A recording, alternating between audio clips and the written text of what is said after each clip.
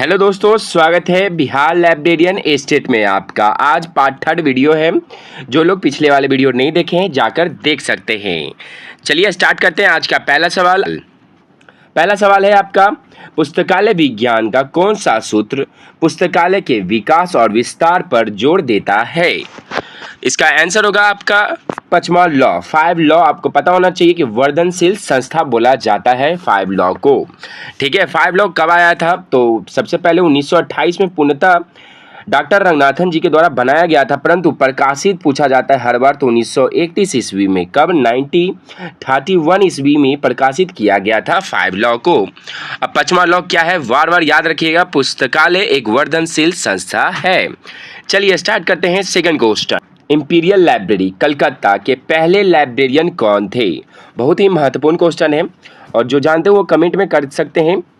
चलिए इसका आंसर होगा आपका सी, जॉन मैकफ्लोन है। ठीक है, तो याद रखिएगा, इंपॉर्टेंट रहेगा आपके लिए।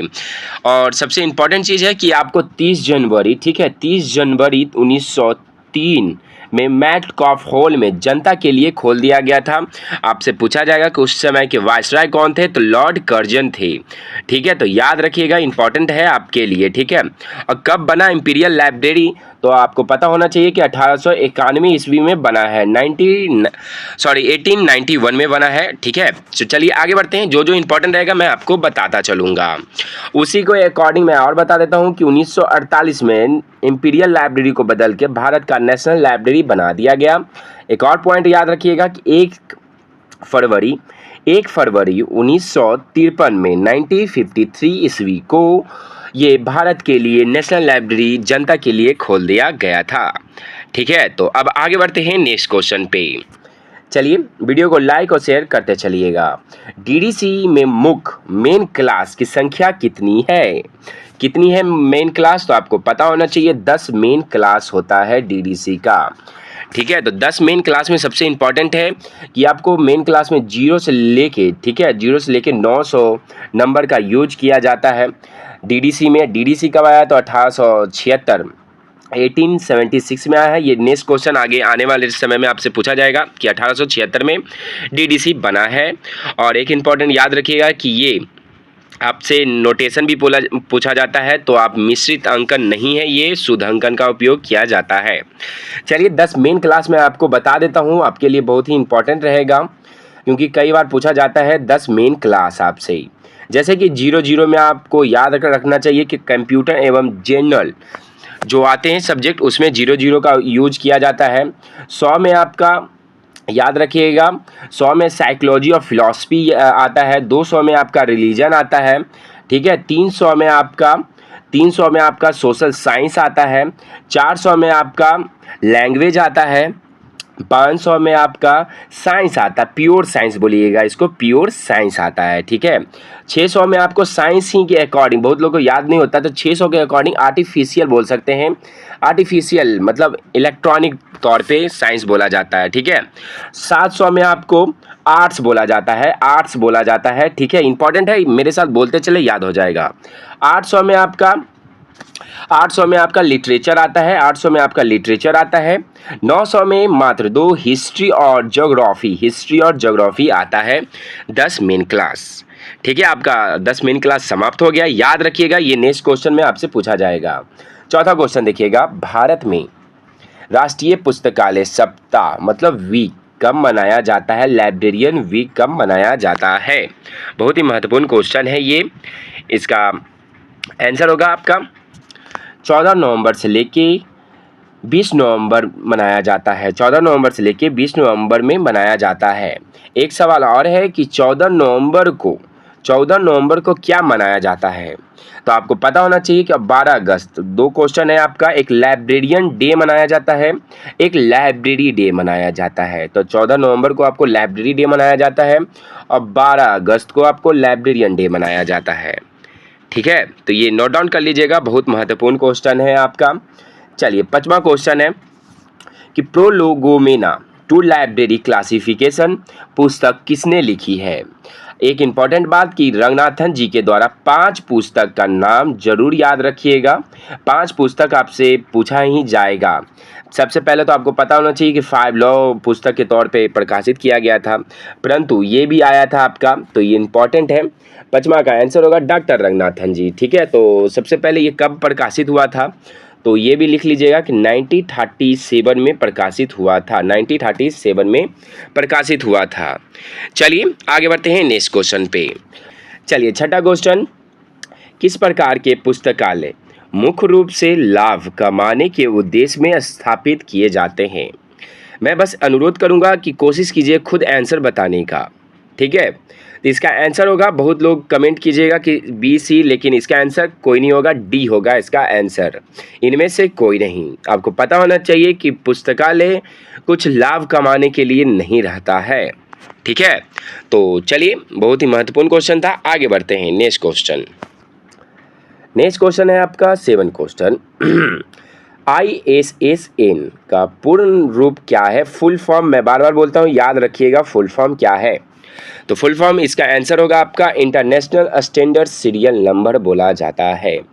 इंटरनेशनल स्टैंडर्ड सीरियल नंबर बोला जाता है। 7वां का क्वेश्चन का आंसर होगा, आपसे ये पूछेगा कि कितने नंबर का होता था, तो ये याद रखिएगा कि 8 नंबर का होता है इंटरनेशनल स्टैंडर्ड सीरियल नंबर। ठीक है, तो ये बहुत ही महत्वपूर्ण क्वेश्चन है और ख़ास तौर पे याद रखिएगा, ये पत्रिका समाचार पत्र पे ज़्यादा आपको मिलेगा इसको प्रकाशन के तौर पे। चलिए अब आगे बढ़ते हैं नेक्स्ट क्वेश्चन पे।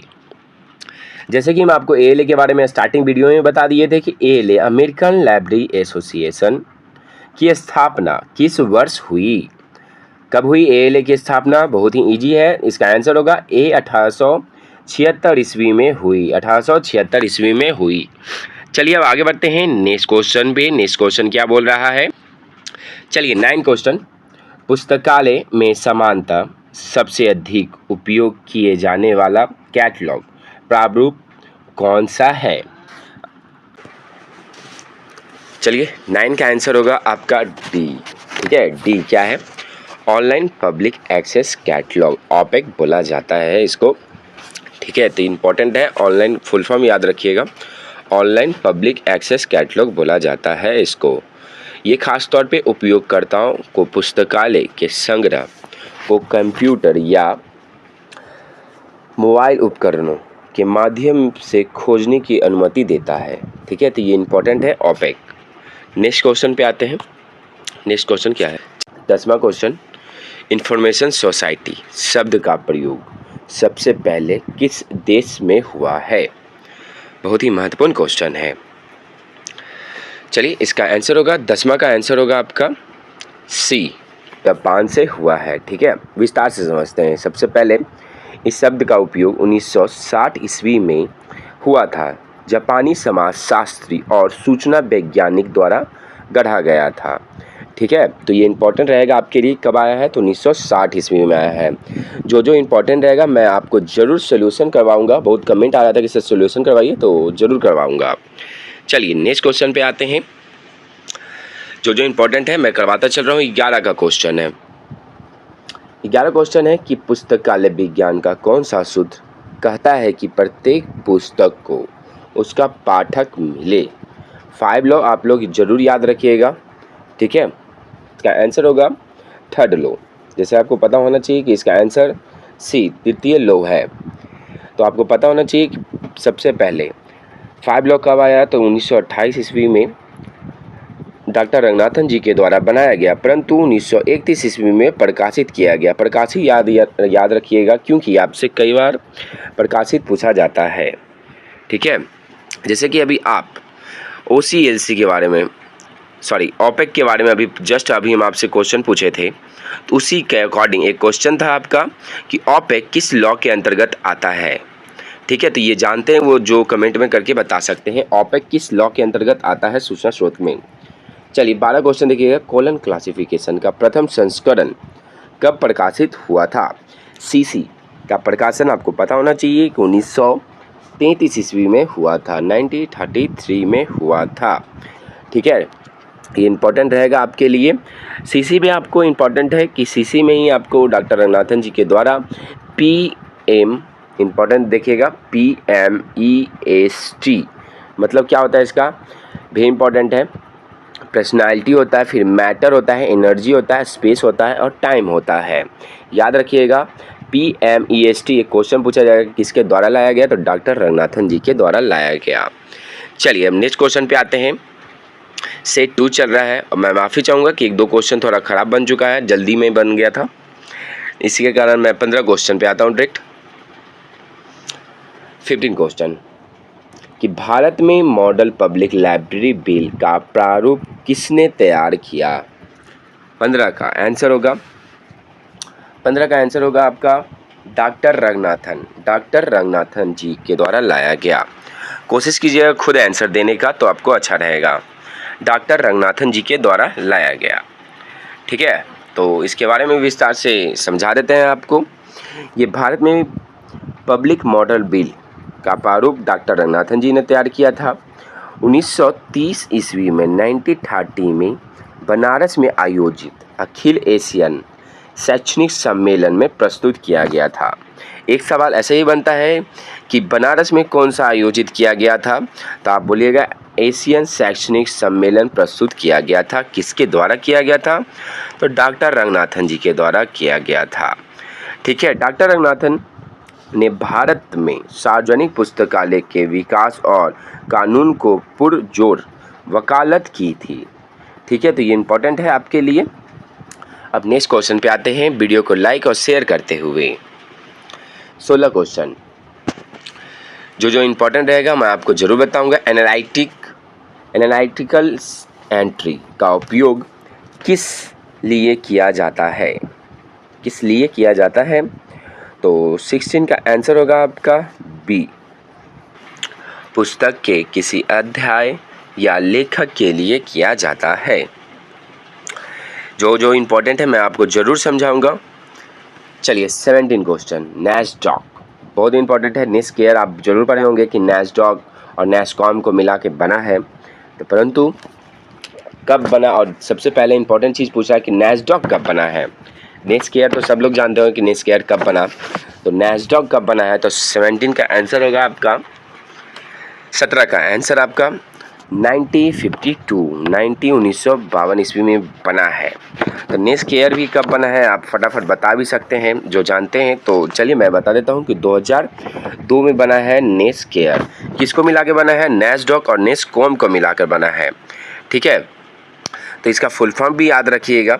फुल फॉर्म भी आपसे कई बार नैसडॉक का पूछा जाता है कि Indian national scientific documentation centre बोला जाता है, ठीक है।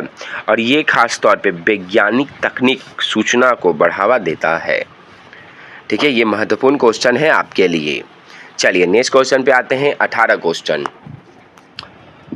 DDC का 19वां संस्करण कितने वॉल्यूम में प्रकाशित हुआ है, आप याद रखिएगा 18 और 19 3 भागों में प्रकाशित हुआ था, 3 भागों में प्रकाशित हुआ है। और आपको मैं बता देता हूँ 20, 21 और 22, 23 आपका 4 भागों में प्रकाशित होता है। आपसे कई बार पूछा जाएगा कि कब प्रकाशित होता है। एक सवाल और बता देता हूँ, इम्पोर्टेंट है कि DDC का 19वां संस्करण कब आया, तो 1979 में आया है, 1979 में आया है। महत्वपूर्ण क्लास चल रहा है, वीडियो को लाइक और शेयर करते चलिएगा। चलिए अब नेक्स्ट क्वेश्चन पे आते हैं। जैसे कि हम आपको जस्ट अभी बताएं कि सीसी के बारे में, कि सीसी के मौलिक श्रेणी फंडामेंटल कैटलॉग्स कौन सी है, तो चलिए 19 का आंसर बी होगा, ठीक है। 19 का आंसर आपका बी होगा। जैसे कि हम आपको बताएं PMST के बारे में कि डॉक्टर रंगनाथन जी के द्वारा लाया गया था, तो उसका क्या है, तो व्यक्तित्व, पदार्थ, ऊर्जा, स्थान, समय, जैसे कि इंग्लिश में आपको बताए थे, personality, matters, energy, space, time, ठीक है। तो यही है हिंदी में, तो ये इम्पॉर्टेंट है, आप याद कर लीजिएगा। चलिए नेक्स्ट क्वेश्चन पे आते हैं। और बहुत कमेंट के अनुसार मैं देखिए आज मैं समय नहीं दे रहा हूँ, टाइम पे आपका क्वेश्चन करवाता चल रहा हूँ।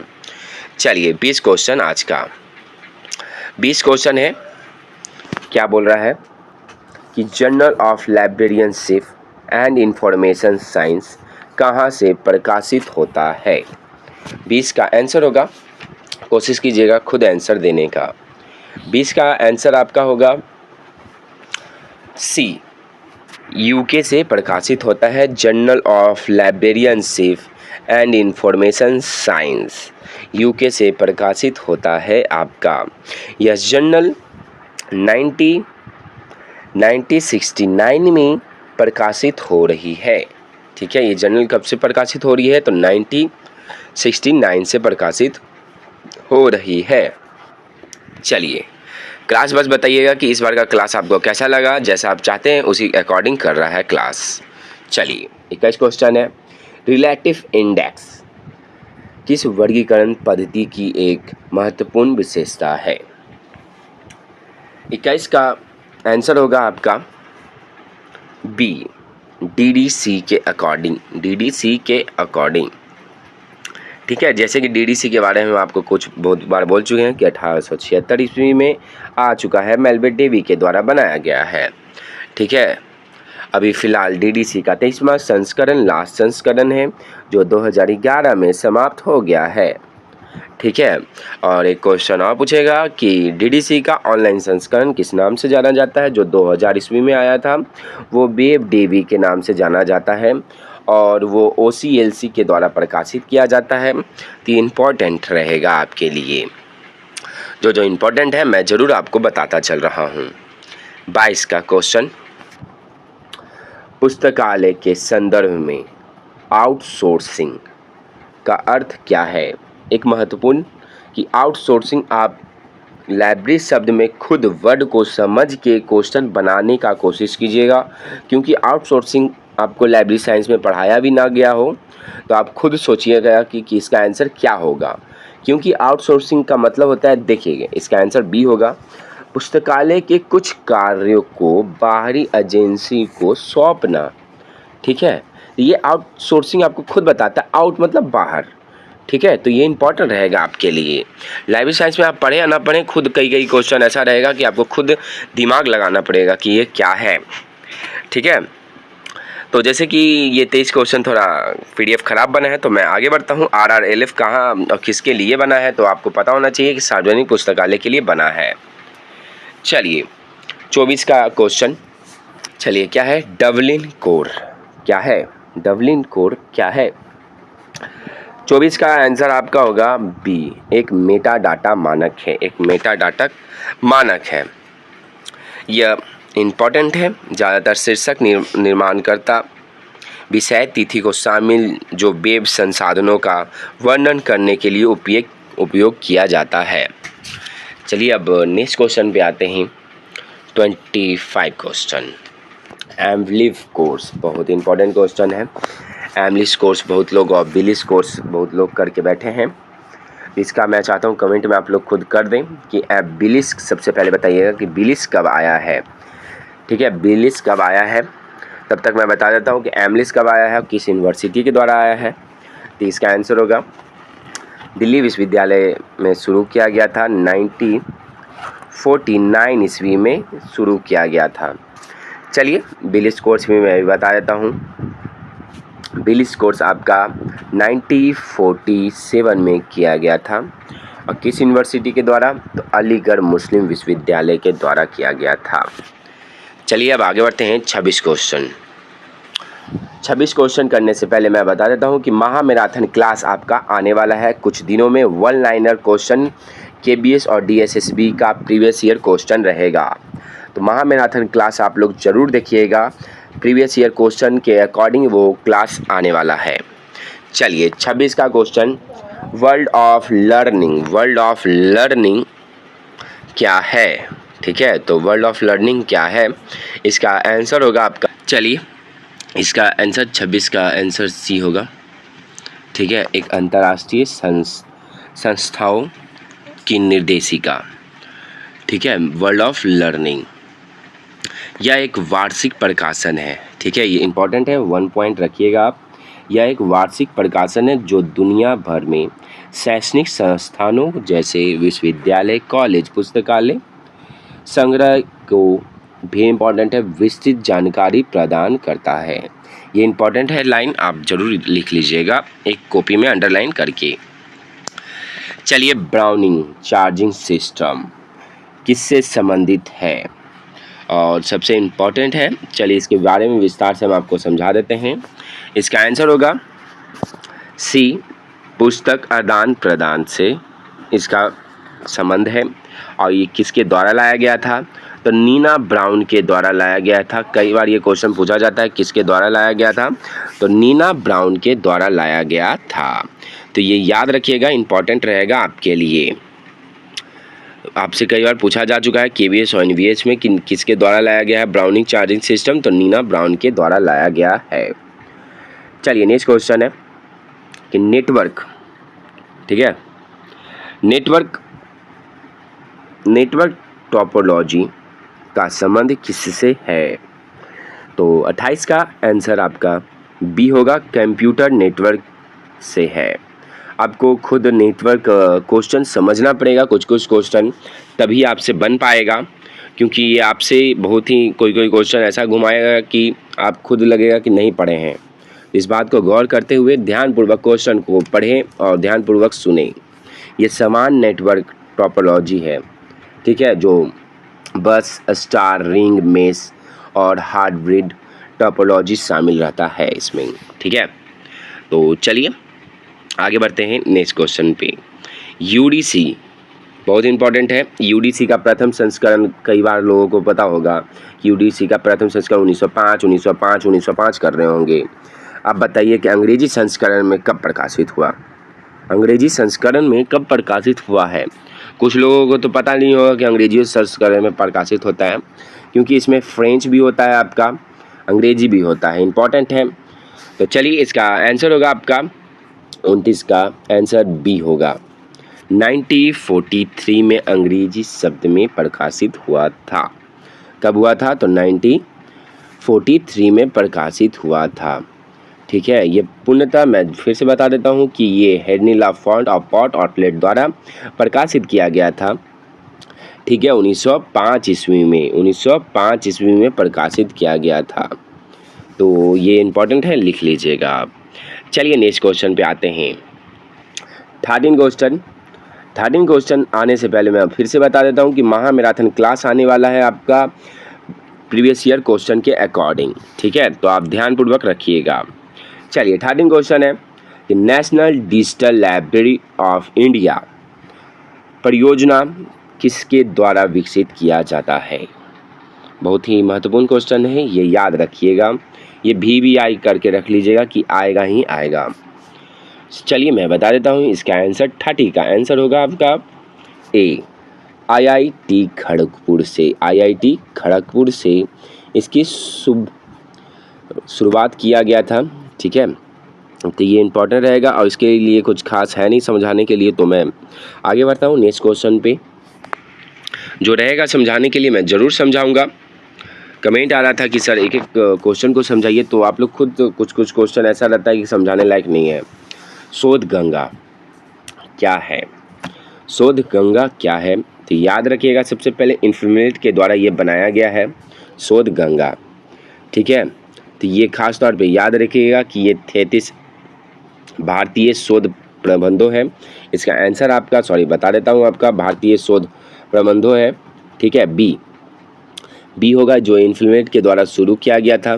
ये समानता शोध गंगा याद रखिएगा, ये भारतीय विश्वविद्यालय, ठीक है, में जमा किए गए इलेक्ट्रॉनिक शोध प्रबंधों और शोध पत्रकों का एक डिजिटल भंडार है, ठीक है। इंपॉर्टेंट है शोध गंगा क्या करता है।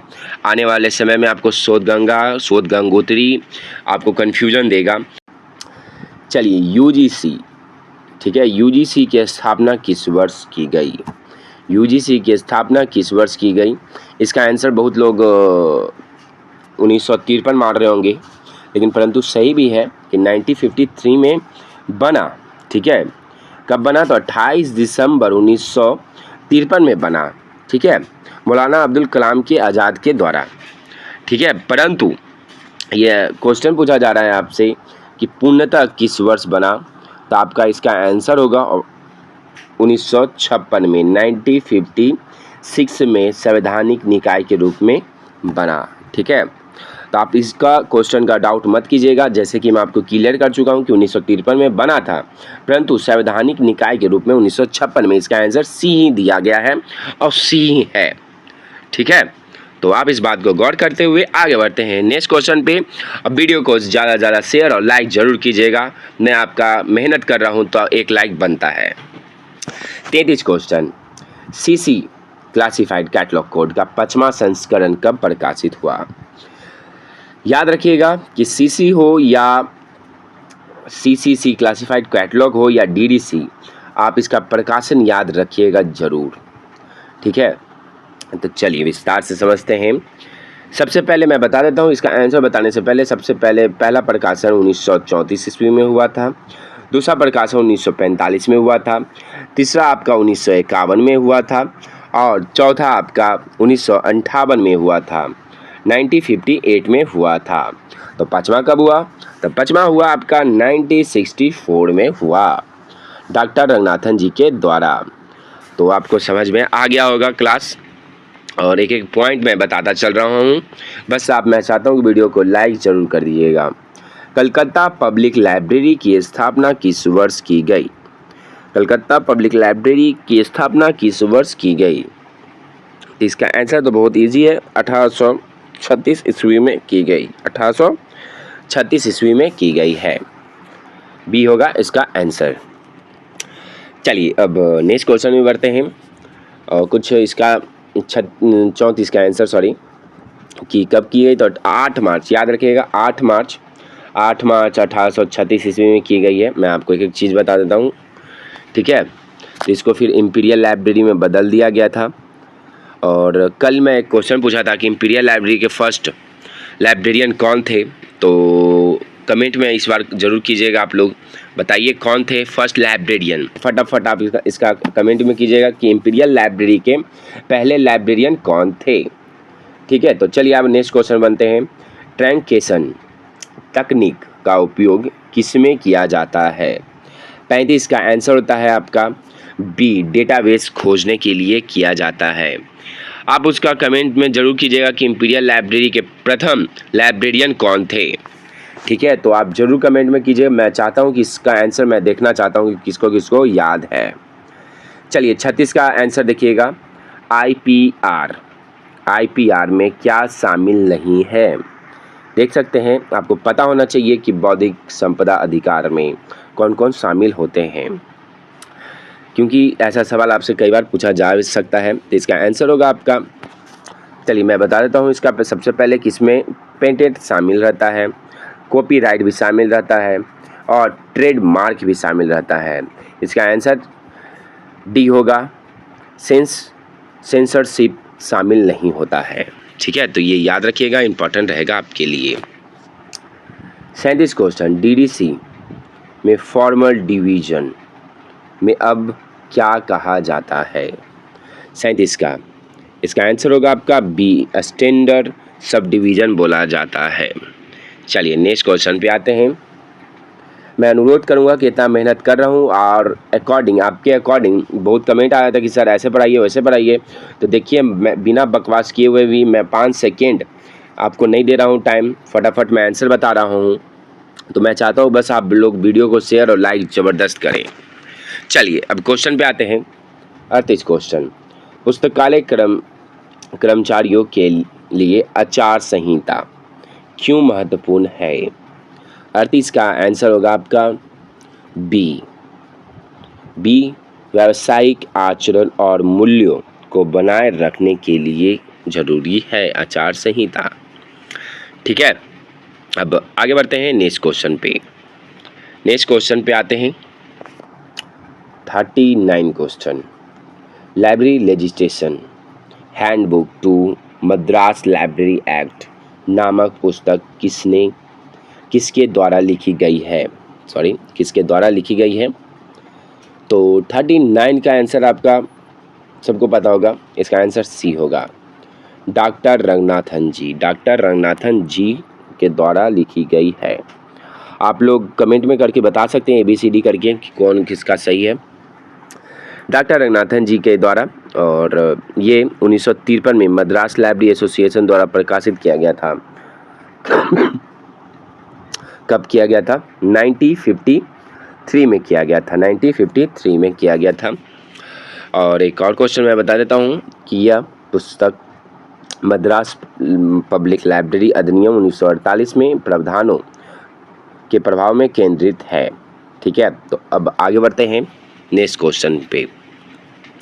डॉक्टर रंगनाथन जी के बारे में जीवन परिचय मैं बता चुका हूँ। जो लोग देखना चाहते हैं तो उसका वीडियो देख सकते हैं, बना हुआ है। चलिए नेक्स्ट क्वेश्चन है, फैक्ट सीक्वेंस का सिद्धांत किसने दिया है? तो बहुत ही इंपॉर्टेंट क्वेश्चन है, मैं बार बार ये क्वेश्चन करवा चुका हूँ। तो इसका आंसर होगा ए, डॉक्टर रंगनाथन। ठीक है, डॉक्टर रंगनाथन PMEST के बारे में देख सकते हैं, कई बार क्वेश्चन पूछा जा चुका है। चलिए अब आगे बढ़ते हैं। जो मैं गौर करवा रहा हूँ वो याद रखिएगा, VVI में आपको बहुत इंपॉर्टेंट आएगा। 41 क्वेश्चन, एले का मुख्यालय कहाँ स्थित है? खुद कोशिश कीजिएगा आंसर बताने का, तो बहुत अच्छी बात रहेगा। एले का मुख्यालय कहाँ है? 41 का आंसर आपका सी होगा, शिकागो में है। शिकागो में है, एले का मुख्यालय शिकागो में स्थित है। अमेरिका 1876 में बना था इसका मुख्यालय। चलिए एले के बारे में विस्तार से समझाते हैं हम आपको। एले के प्रथम अध्यक्ष पूछा जाता है आपसे कि प्रथम अध्यक्ष कौन है, और आपका गलत आंसर जाएगा कि मेलविन डेवी है, परंतु मेलविन डेवी सचिव के रूप में प्रस्तुत थे वहाँ, परंतु प्रथम अध्यक्ष जस्टिन विंसर थे। जस्टिन विंसर थे। चलिए एले का प्रकाशन याद रखिएगा आप, इंपॉर्टेंट क्लास चल रहा है, वीडियो को बस आप शेयर और लाइक जरूर कीजिएगा। प्रकाशन अमेरिकन लाइब्रेरी होता है, पहला प्रकाशन। दूसरा बुक लिस्ट होता है। तीसरा चॉइस, याद रखिएगा ये क्वेश्चन कई बार पूछा जा चुका है। बुक लिंक हो गया। ठीक है, तो ये इंपॉर्टेंट है आपके लिए। और एएलए के द्वारा खास तौर पे याद रखिएगा, the best reading for the largest number at the latest cost. Melvin Dewey बोल सकते हैं इसका आंसर, परंतु ये याद रखिएगा। ठीक है, तो जो इंपॉर्टेंट था मैं आपको बता चुका हूँ। आगे बढ़ते हैं हम एएलए के बारे में। और कैसा लग रहा है क्लास, जरूर अब इस बार बताइएगा कि पार्ट 3 वीडियो आपको कैसा लग रहा है ये क्लास आपका। चलिए 42 क्वेश्चन, अलमैनक में किस प्रकार के जानकारी होती है? मैं चाहता हूं कि कमेंट में करके इस बार जरूर बताएं कि जैसा आप चाहते हैं उसी के अकॉर्डिंग क्लास चल रहा है। तो आप लोग कमेंट में करके जरूर बताइएगा कि कैसा लगा क्लास आपको। चलिए इसका आंसर होगा 42 का आंसर सी होगा, कैलेंडर, खगोलीय डाटा, सांख्यिकी आदि होगा। ठीक है, कुछ विस्तार से समझ लेते हैं कि ये खास तौर पे 42 का ये कैलेंडर, भौगोलिक डाटा, खगोलिक डाटा, सांख्यिकी आदि प्रकाशन जानकारी होती है। ठीक है, यह एक वर्ष में प्रकाशन है। याद रखिएगा ये कितने प्रकाशन है, तो एक वार्षिक। ठीक है, मतलब एक वर्ष बोले या वार्षिक बोले, तो याद रखिएगा आपके लिए बहुत इंपॉर्टेंट है। चलिए इंपॉर्टेंट था, ये वार्षिक रूप से प्रकाशित करता है। ठीक है, इसमें आमतौर पे कैलेंडर, सूर्योदय सूर्यास्त के समय, मौसम पूर्वानुमान, ज्वार भाटा सारणी के लिए जानकारी इंपॉर्टेंट है, ये आंकड़े शामिल होता है। ये तथित संदर्भ के रूप में उपयोगी स्रोत है। ठीक है, तो याद रखिएगा। अब आगे बढ़ते हैं नेक्स्ट क्वेश्चन पे। नेक्स्ट क्वेश्चन है 43 क्वेश्चन। 43 क्वेश्चन क्या बोल रहा है, विश्वविद्यालय पुस्तकालय के UGC की लाइब्रेरी कमेटी 1957 के अध्यक्ष कौन थे? 1957 43 का आंसर होगा आपका डॉक्टर रंगनाथन जी थे। डॉक्टर रंगनाथन जी थे लाइब्रेरी कमेटी के अध्यक्ष के रूप में 1957 में। UGC भारत में विश्वविद्यालय पुस्तकालय की स्थिति आंकलन करने और उनके विकास में सिफारिश देने के लिए 1957 में समिति गठित किया गया था। इस समिति के अध्यक्ष डॉक्टर रंगनाथन जी थे। इस समिति के रिपोर्ट में अक्सर डॉक्टर रंगनाथन समिति रिपोर्ट भी कहा जाता है। ठीक है, याद रखिएगा, इंपॉर्टेंट है आपके लिए लाइन। चलिए अब नेक्स्ट क्वेश्चन पे आते हैं। 44 question, British national bibliography BNB, British national bibliography का प्रकाशन कब शुरू हुआ? एक क्वेश्चन और है कि INB का प्रकाशन किस वर्ष शुरू हुआ। इसका आंसर आप लोग कमेंट में करके बताइएगा। चलिए, BNB का प्रकाशन 1950 ईस्वी में शुरू हुआ। 1950 ईस्वी में शुरू हुआ। और एक मैं बता देता हूँ कि इसका प्रकाशन ब्रिटिश लाइब्रेरी द्वारा किया जाता है और ये साप्ताहिक मतलब वीकली प्रकाशन होता है। ये वीकली प्रकाशन होता है आपका, इम्पॉर्टेंट है, पूछा जाता है। और ये यूनाइटेड किंगडम आयरलैंड गणराज्य में प्रकाशित पुस्तकों और पत्रिकाओं को सूचीबद्ध करता है। ठीक है, तो ये चलिए आज इतना ही, आगे बढ़ते हैं नेक्स्ट क्वेश्चन पे। ओपन एक्सेस, जैसे कि हम आपको बताएं कि ओपन एक्सेस के बारे में पूछा जाएगा आपसे, का समर्थन करता है कौन सा लॉ। तो इसका आंसर 45 का आंसर होगा आपका सी, तृतीय लॉ करता है, थर्ड लॉ करता है। और थर्ड लॉ क्या है आप लोग कमेंट में करके ज़रूर बताइएगा। चलिए आगे बढ़ते हैं नेक्स्ट क्वेश्चन पे।